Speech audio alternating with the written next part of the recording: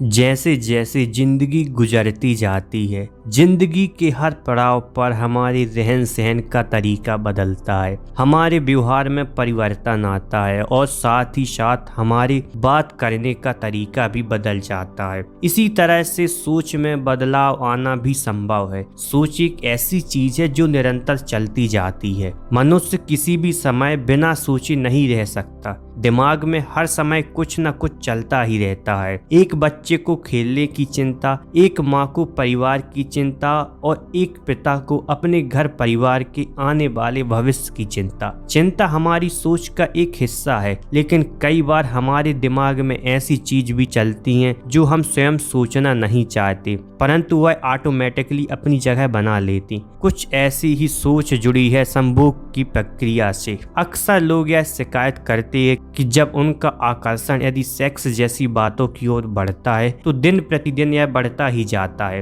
वे कहीं भी बैठे हों, कुछ भी कर रहे हों, तो अचानक उनके मन एवं दिमाग को संभोग संबंधित बातें, जिन्हें साधारण भाषा में अश्लील विचार भी कहा जाता है, ऐसी बातें उन्हें आमंत्रित करती हैं। वे चाह कर भी इस सोच से दूर जाने में असमर्थ हो जाते हैं। तो आज की इस वीडियो में हम एक ऐसी कहानी के बारे में बात करेंगे जिसको सुनकर आप अपने मन के अंदर के अश्लील विचारों को खत्म कर पाओगे। तो इससे पहले कि आप इस कहानी में डूब जाएं, आप एक ऐसे स्थान पर चले जाएं जहां आपको कोई डिस्टर्ब ना कर सके। और हाँ, आप हमारे चैनल को भी सब्सक्राइब कर सकते हो। तो चलिए जानते हैं। एक बार चंद्रवंशी राजकुमार भरत बुद्ध के सानिध्य शिष्य के रूप में दीक्षित हुए। बुद्ध अपने शिष्यों को उपदेश देने के साथ उनको भिक्षा मांगने के लिए भेजते थे, जहां से उनको भिक्षा मिलती थी। भरत को महात्मा बुद्ध ने भिक्षा लेने के लिए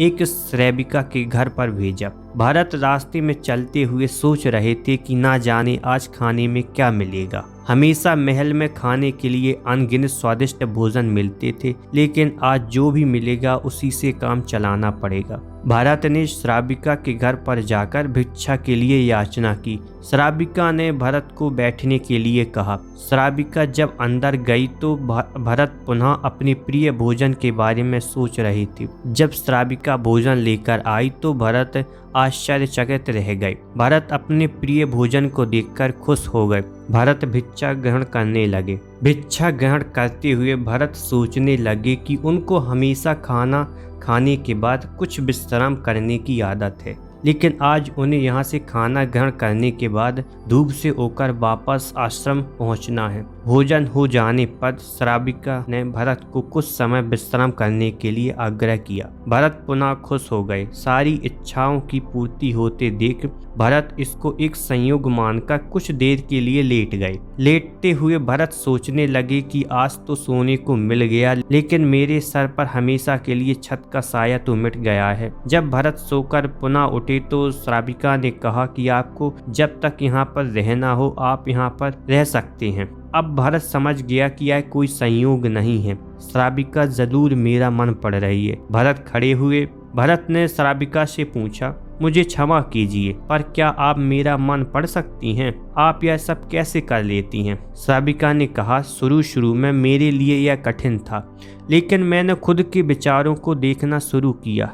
शुरू में मेरे विचारों की संख्या अनगिनत थी, पर मैंने अपना पूरा ध्यान उन विचारों पर केंद्रित किया। मैंने बिना पक्ष विपक्ष के अपने विचारों को देखना जारी रखा। धीरे धीरे मेरे विचारों की संख्या कम होती गई। मेरे सारे व्यर्थ विचार दूर होते गए। तब से मैं दूसरों के विचार पढ़ लेती हूँ।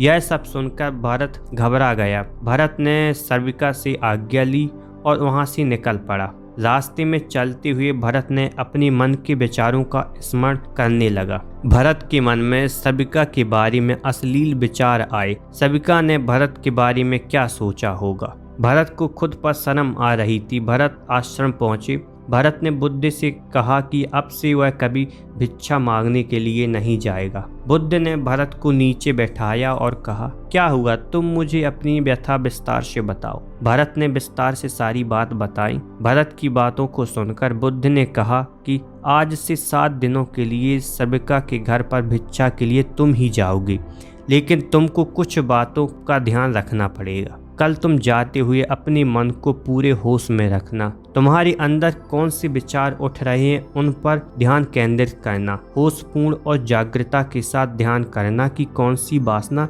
तुम्हारे भीतर उठ रही है। इन सभी का ध्यान करते हुए जाना और फिर मुझसे विचार विमर्श करना। अगले दिन भरत बुद्ध के बताए अनुसार पूरे मार्ग में अपने होश को जागृत रखते हुए चल रहा था। भरत आज पूरी तरह से जागा हुआ था। जैसे जैसे सबिका का घर नजदीक आ रहा था, भरत की घबराहट बढ़ रही थी। भरत ने अपनी घबराहट को एक तरफ करते हुए बुद्ध के विचारों पर ध्यान केंद्रित किया। जब भरत सबिका के घर पर पहुंचा तो उसके दिमाग में केवल एक सन्नाटा था, जिसके भीतर कोई वासना नहीं, कोई कामना नहीं, ना कुछ अच्छा पाने की इच्छा थी। भरत ने भिक्षाली ग्रहण की और वहां से वापस निकल गया। आज भरत रास्ते में नाचते हुए आया। आज उसको जिस आनंद की अनुभूति हुई वह अद्भुत थी। आज से पहले इस आनंद को उसने कभी महसूस नहीं किया। भरत ने आश्रम जाकर बुद्ध को प्रणाम किया और बुद्ध से कहा, आपने सही कहा था। यदि हम अपने मन पर नियंत्रण रखें तो हम अपने अश्लील विचारों को रोक सकते हैं।